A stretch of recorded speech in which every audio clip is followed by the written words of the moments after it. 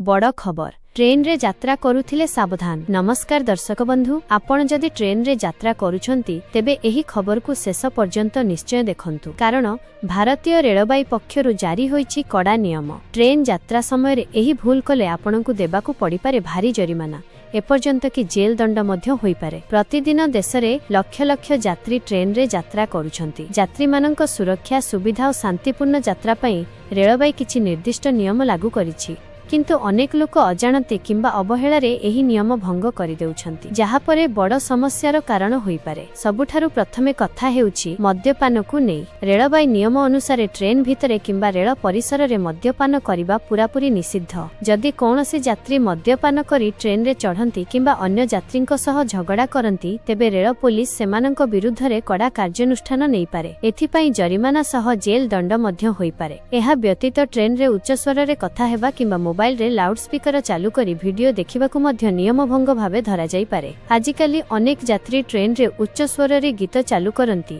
किंबा फोन रे चित्कार करी कथा हुअंती, जहा फल रे अन्य यात्री माने विरक्त होइथांती। जदि केही आपणक विरुद्ध रे अभियोग करंती, तेबे रेलबाई आपणक उपरे जरिमाना लागू करि पारे। सेही परि ट्रेन रे राति बेले अधिक हसाहसी करिबा, चित्कार करिबा किंबा रे जोर रे कथावार्ता करिबा मध्य अन्य यात्री को असुविधा रे पकाई थाए।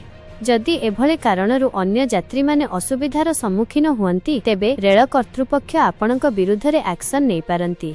एबे जानंतु मिडिल बर्थ को नैथिबा गुरुत्वपूर्ण नियम।